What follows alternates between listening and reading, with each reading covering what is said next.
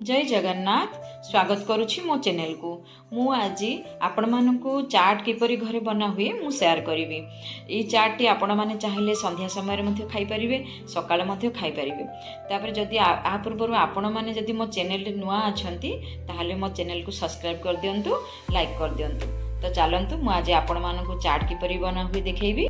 चाट बनइबार style समस्तंकर किछि अलग अलग थाए, किंतु मु ए जो डिफरेंट टाइप रो चाट टी बनौची आपण माने ए प्रोसेस रे चाट टी बनइबे और आपण मानकर अनुभूति कोन रहइबो मते टिके शेयर करिवे। देखंतु मटर आलू चाट पई मु किछि मटर आलू करि नै छी, दही, चाट मसाला, टमाटो सॉस आउ मु किछि नै छी पापड़, किछि सेव, धनिया पत्र, पियाज, बीट, गाजर, किछि कंचा लंका मु नै छी।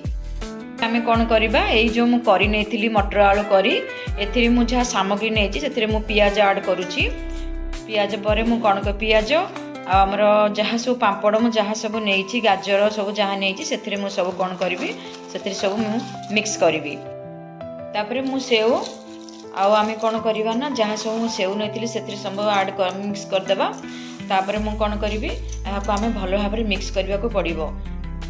आमे एते टमाटो सॉस मते देबा। टमाटो सॉस परे आमे कोन करबा ना एते मसला हमर जो चाट मसला मु नेथिली से चाट मसला टी मते सेते मिक्स करबी ना। किछि चाट मसला मु जो नेथिली सेते चाट मसला मते सेते मिक्स करबी। कोंतु मु सेउळा सब सेव आम धनिया पत्ता जहा थिला मु सब ऐड कर सरिया परे एथिरे किछि मु दही मते ऐड करूची।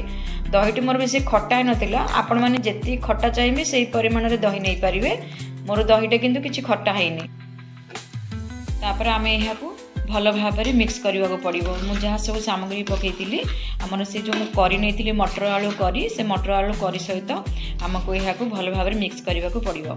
देखो मुझे मिक्स करुच्ची, आपण मैंने यही टाइप रो ही मिक्स करेंगे। फाइनाली मोर चाट टी पूरा कंप्लीट हो जाए।